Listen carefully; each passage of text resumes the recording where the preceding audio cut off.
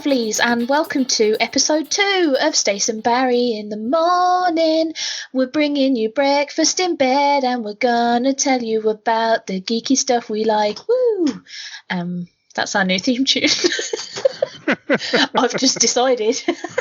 I'm the Stace half of Stace and Barry, and joining me on our Saturday morning sofa of comfy, silly times is the delightful Barry Nugent. Hi, Barry. Hi, Stace. Hi, everyone. I didn't get the memo about having a new sort of theme tune or anything. Otherwise, I would have kind of rolled with it, but I've got nothing. I'm sorry. I feel like I ran out of steam halfway through anyway, and it didn't rhyme or really have any sort of rhythm to it. But, you know, we brought you breakfast in bed, so what the fuck do you want from us? Eh? Sorry. All right, getting a bit leery. Yes, I have to stop being so aggressive right up top. Yeah. I'm sorry, I'm just excitable. And a quick shout out to those of you that have watched Mary Poppins 2. Gore blimey, governor, it's a bit taters, need your window doing, I'm a chimney sweep and I oi. It's a bit taters, yeah. Did you just say? Yeah. As in potatoes? We've had this conversation before. Have we? Yeah. Oh no, my memory's shocking. I say it's a bit taters because it's nude rhyming slang for being cold, but really. Oh, I do remember us having this discussion because that's when I told you that I call it being Billy Nipples, and that doesn't make any sense to yes, anyone. There we go. There we go. Yeah, it is a bit Billy Nipples today. The game. I read the other day online that it was the hottest Easter we've had for a really long time, and then the coldest May bank holiday weekend that we've had in a really long time. So, you know, but global warming's not a thing. No, it's not a thing. Oh, dearie me. But we don't care about that because we've got coffee and other assorted breakfast mugs of tea things. And hot cross buns. I don't know where I'm going with that. You have a croissant for breakfast. Yes, a hot cross bun. Croissant and a pan de chocolat. See that? Oh, I love a good old pan de chocolat. They're good. They are. They are. They are good. It's all of chocolatey goodness. To be fair, though, that is great that you can have chocolate for breakfast legitimately. Yeah, I know. You're not just eating a piece of chocolate fudge cake, what? Without feeling guilty. Yeah, it's like, excuse me, it's a pan au chocolat. It's a very classy breakfast, I'll have you know. What? Chin chin, and then you drink your tea with your pinky up. Anyway. Yes. Shall we move on to a little old Stace and Barry in the morning segment? Yes, that's what we're here for. That's what I'm getting paid for. Cool and the gang, let's do Barry's pick of the fortnight.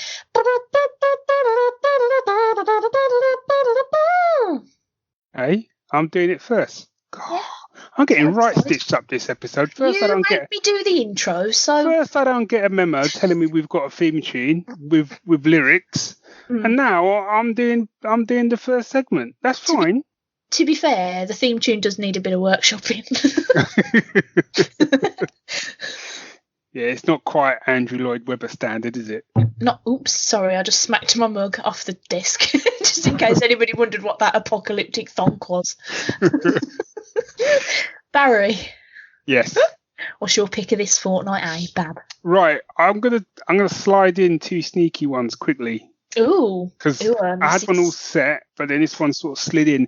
The first one I'm going to say, which is a sneaky one, because I can't say much about it because of loads of spoilers, but they released a brand new trailer for Spider-Man Far From Home. Have you seen it? Oh my. Yes, I have.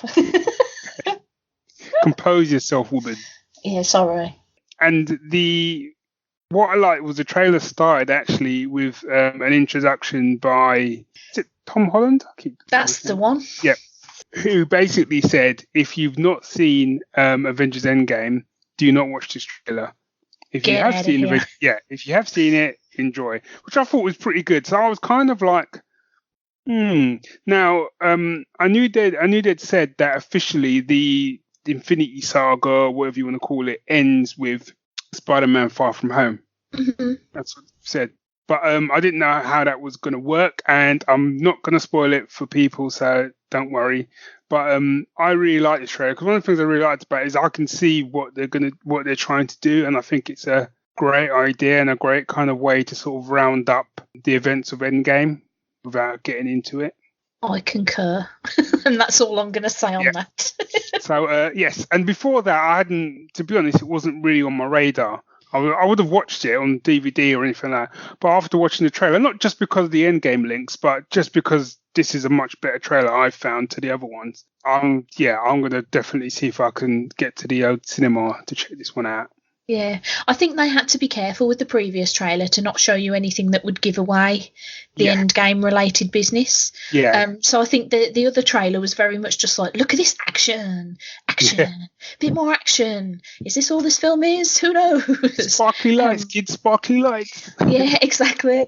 But this trailer, it's got a lot more meat to it. It's not just like, look at Spidey swinging around in his suit, which you've all seen before. It's like things occur. So yeah, I am very, I mean, I was on board with it anyway because Spider-Man Homecoming is still my favourite Marvel movie. Yeah.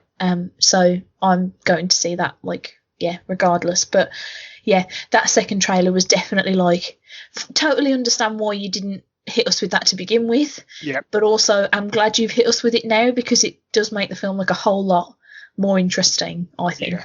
I'm on board. And that's all. I'll shut up now. Yes. So don't want to do any spoilers. My other pick of the fortnight, which means this is more like picks of the fortnight, is, I think I've talked about this show before. So if I said to you Into the Badlands, does this ring a bell to you? Oh, it does. But me and my memory, I don't know why. So, Into the Badlands is it's a post-apocalyptic martial arts extravaganza. Right. On Amazon Prime. And it's one of those shows, it's got some of the best fighting and action and martial arts I've seen in many a year. And proper old school martial arts where you've got people on wires and shit. I always loved that. Nice. But it's really, really stylish, really well done.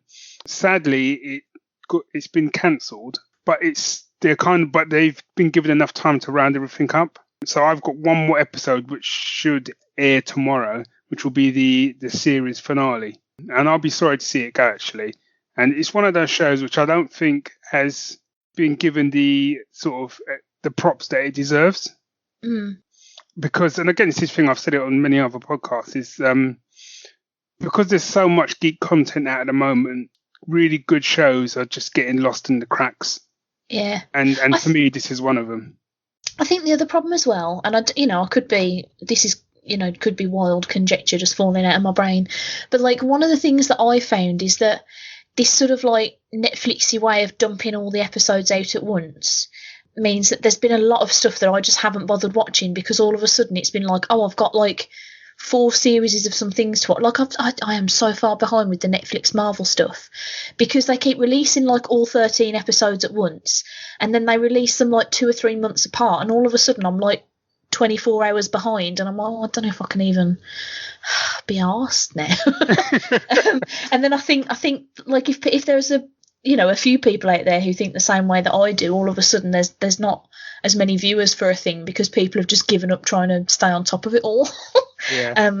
Because like obviously on top of Netflix you've just got your regular old TV stuff that's coming out, and yeah, like I find it difficult to stay on top of like everything that I want to watch. Me and Rich have got like a massive list of shit to watch eventually. The Marvel stuff is on those lists. We should really get around to that before they like get rid of it.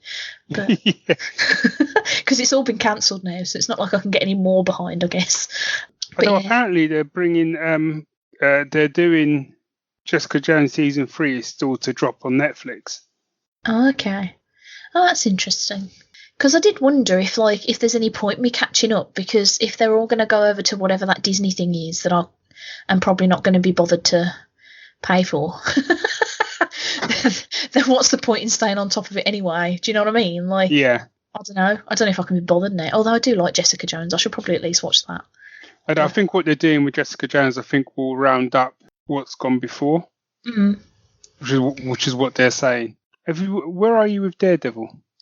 I've seen series 1 and 2 of Daredevil, and I've seen series 1 of Jessica Jones, and I've seen, what else even is there?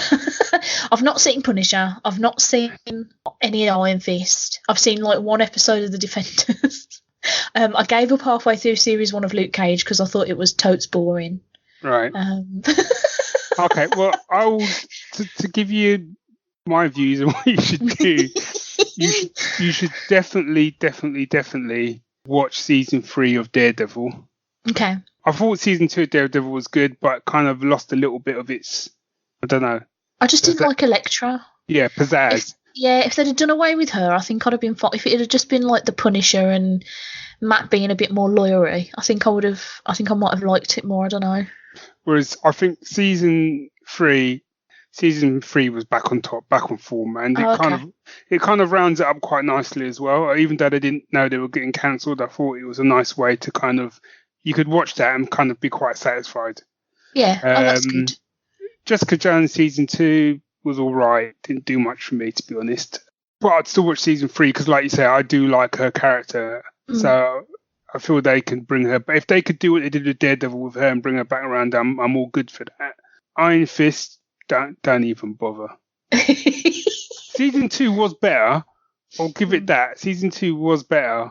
But if you're going to watch Iron Fist and then turn around to me and go, oh, there's really good martial arts in there, and you haven't seen Into the Badlands, I could never talk to you again. Oh, fair enough. Other than to curse your very name. So Iron Fist, no. Defenders was all right actually, but the more distance I put from it, the more I think it on paper should have been a lot better. Yeah. And that actually, in many ways, what they were up against, probably one of them could have handled. Yeah. Do you know what I mean? It didn't. I don't think the threat was big enough for the 4 of them for me. But it was still, but it's some of the banter between them was really good actually. So, maybe give that. It's only 8 episodes. Maybe give that a go. Oops. How dare you have a life outside of me, Barry? Yeah. Stop it. Soz. No, that's obviously someone telling me like, you've been rambling, you get off. So to be fair, I did entirely derail you from talking about Into the Badlands. So that's fine. To be honest, I'd said all I need to say on Into the Badlands, in that it's great, fantastic. If you haven't watched it and you like martial arts or action or post-apocalyptic stuff, check it out. On Amazon Prime. It's 3 seasons. Each season, I think, is about 12, 13 episodes. That's not too bad. Yeah. So that's my picks of the fortnight. Excellent. I haven't got an official pick of the fortnight, but I think everybody should know that I thought Endgame was like one of the best things I've ever put in my eyes, but that's all I'm going to say on the matter, just in case of spoilers. So let's move on to our musical musings. Jazz. Hey, so in a fit of like Endgame related buzz, Rich and I decided to fill all the gaps in our Marvel Cinematic Universe Blu-ray collection, which was actually a surprising amount of Blu-rays that we didn't have. It was one of those things, we were looking at the shelf and we're like, I'm sure we've got most of them. No, we've got Ant-Man and Guardians, and that's it looks like. We were crap at that. So Rich bought a bunch of the Blu-rays and we started our great Marvel Cinematic Universe rewatch. Right. And as such, the bit of music I'm going to pick is one from way back when in Iron Man. Back in the day, yeah. The composer for this is, and I can never pronounce his name, and I'm really sorry if I'm doing something super offensive, but I think it's Ramin Djawadi. He's done like 1001 like awesome soundtracks. I think he does Game of Thrones, and I think he also does Westworld. Yeah, he does. Both of which have fantastic albums. Yeah, I mean, he's really versatile. Is probably the nicest thing I could say, because like, you know how a lot of composers have like a sound, whereas I feel like he definitely has sound, but it's like he can apply that to different things. Like you wouldn't expect somebody who was doing the Iron Man soundtrack to be also the, sort of almost medieval feeling, like Game of Thronesy.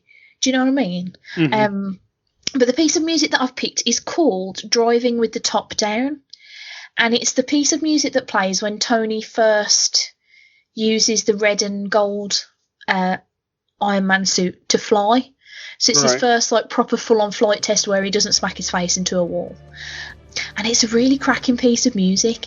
It's one of those ones where it's got like a lot of like electric like guitar and stuff about it to give you that real sort of like electric Iron Man kind of, you know, almost industrial kind of feel, but at the same time it's got a very sort of like soaring orchestral background, which is like, it's just perfect for making it sound like he's not only is he in flight, but he's fucking loving every second of it until the point at which he ices over and almost falls to his own death. But it's such a perfect bit of music for the sequence that it's with, and it's one of those songs that if you stick on while you're in a particularly like, you know, exciting bit of road, it makes your you know, your journey to work quite a lot more exciting. I do that quite a lot because I get bored on the bus. So like as soon as I get to a bit where I know the bus is going to go quite fast, I'm like, right, what good bit of soundtrack can I put on so it feels like I'm in a chase or something? I know that's really weird, but it's a very good piece of music. So there you go, have that in your ears. Okay, as I've probably mentioned several times this year, this month I turned 50. Yay. Ooh. I don't know if it's a cheer type situation, but you know. So I've been doing a lot of kind of looking back just over my life and all the rest of it, and mostly my life as a geek, because I have been a geek pretty much since I could walk. I didn't really realise I was until I was probably about 10, 11, I think. I don't think there was even I don't think we even called people geeks, just called them a bit sad when I was a kid. Nerd. Yeah, we didn't even get that. No, we didn't even get geek or nerd. Just got called a bit weird, a bit sad. But this track is I've picked from a film which Dave and I went to see together as kids back in the 80s. I think this actually came out 1980 or 81, which is in the same year Flash Gordon came out, which we both went to see together. So the film is called Battle Beyond the Stars. Have you heard of it? No, I haven't. Okay, so this is basic, but you've heard of the Seven Samurai and the Magnificent Seven, right? Yeah. I haven't seen them, but I've heard of them. You've never seen Magnificent Seven? No. Or Seven Samurai? No. We need to bring back You'd Recommend Stace Something to Watch segment that I can't remember the title of properly. I think we called it Educating Stace. Yeah, we need another. Right, next episode is going to be an Educating Stace special. I just need to make a note of certain things now. But Battle Beyond the Stars is basically the same format as Magnificent Seven and Seven Samurai, but it's set in space. Oh, okay. So the whole concept. I do like things, space. Yeah, it's good. The whole concept of these things is like, you know, they recruit kind of like 7 heroes to kind of fight a bad guy, fight a villain, and whatever, save the day, as it were. So in this one, the blurb is: a young farmer sets out to recruit mercenaries to defend his peaceful planet under which a threatened invasion by evil tyrant Sador and his armada of aggressors. I won't talk about the film so much because the film has not aged well. I don't think it particularly aged well when we actually saw it, to be fair. But and it had an all-star cast for its time. It had like George Peppard from A-Team, who played Hannibal in the A-Team. Oh, okay. And Robert Vaughn from Man from U.N.C.L.E. and later Hustle and various other things. But the music was actually done by James Horner. Oh, okay. And for people who don't know, he did films like Aliens and Krull and Star Trek 2, especially. One of my favourite sort of tracks. He also did he do Avatar as well? I think he did Avatar. Possibly, yeah. And regardless of what you might think by the film, the album for this is cracking. And you can hear a lot of, I think in some ways, maybe because this didn't do that well. I think he might have not reused pieces of music, but there's a lot more familiar music if you know his back catalogue. Mm-hmm. Certainly, there's definitely influences of this album on Krull and certainly on Star Trek 2 as well. So what I've picked is the main title theme because it's just proper rousing space opera at its best, really. The film's a bit shit.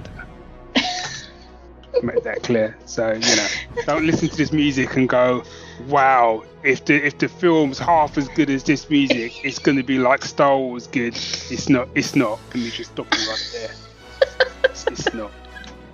Oh, that's a shame. It's worth a watch with a few beers, but I'll just go in with your eyes open. That's all I'm saying. Yeah. Is it better to watch, like, because some people were saying to me, I remember somebody saying to me once that it's really fun to go back and watch Batman and Robin when you're a bit drunk, and I found it sobered me right the fuck up. It was so shit. I couldn't even get drunk while I was like, this isn't fun. I hate it. I hate everything about it. So, if it's more fun than that, then hooray. Like I said, eyes open. Fair dues. Don't want you coming back to me and having a go. You said it was good. Nope, I said it was shit. I said to go in with your eyes open. Yeah, I'm like, that was Barry, to blame but yourself. You know how you've recommended me 1,001 things? I picked that one thing that you warned me might be terrible. And it was terrible. What? It was terrible. But I loved it. When I first went to see it, when Dave and I first went to see it, I loved it, which goes to show just the state of affairs Geekdom was in back when we were kids compared to now. Well, your tastes change as well as you grow up, don't they? There's a lot of things that I used to love as a kid that I've rewatched now, and I'm like, oh, this is ropey AF. Like, what? I can't think of a good example right now. Although I did. Here's a good example of taste changing.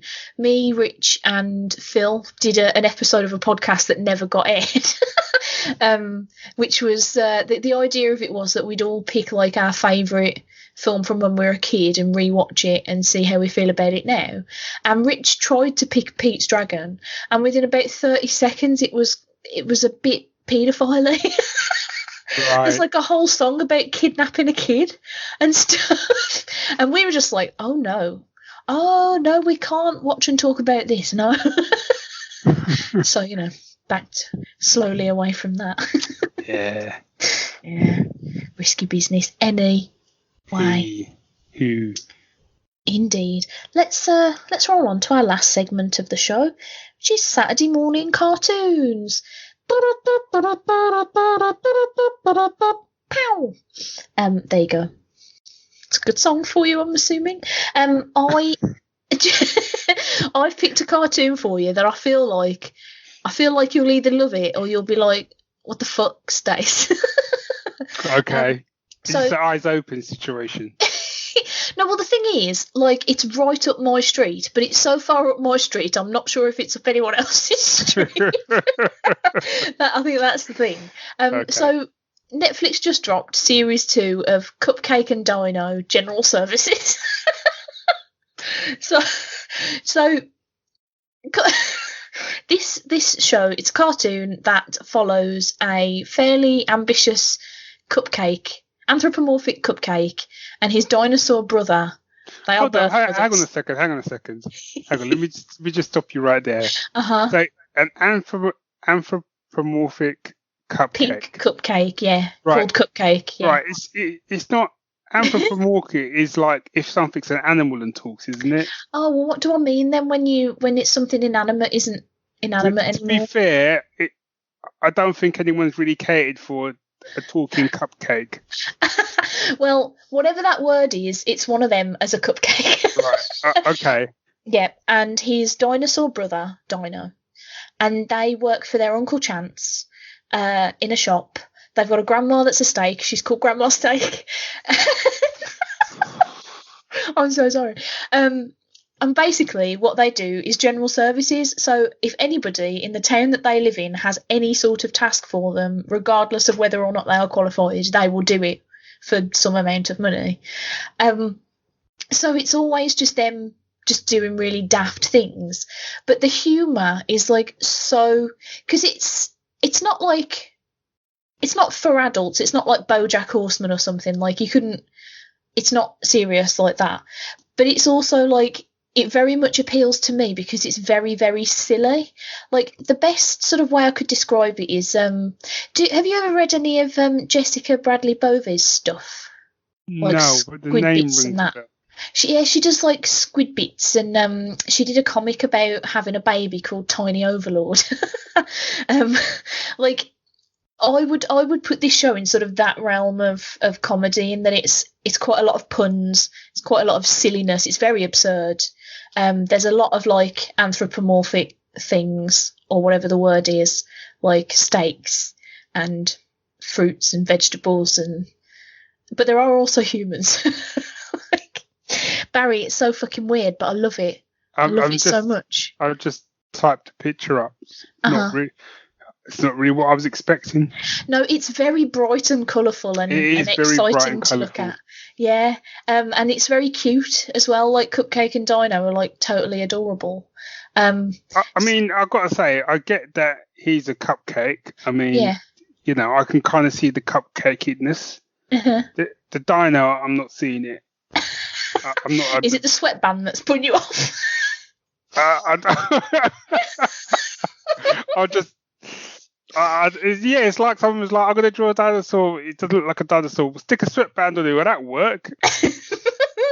Yeah, it is really weird. Like, we watched an episode the other day where it's in series 2, where they go to be extras on a movie because that's what somebody pays them to do that day, and it turns out that Dino's a really good actor, but he hates doing it, and it's all just like really silly humour around like the idea of like Hollywood and its, you know, the daft way it treats actors and things.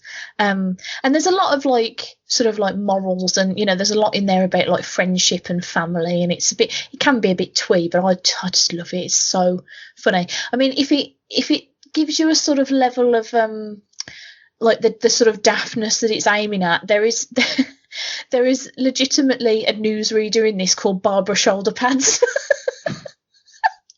I love her so much. I might change my name legally to Stacey Shoulder Pads. I feel like you need to watch an episode to understand what I mean, and it'll definitely be one of those ones where you'll either be like, yes, this is funny, or you'll be like, I don't get it.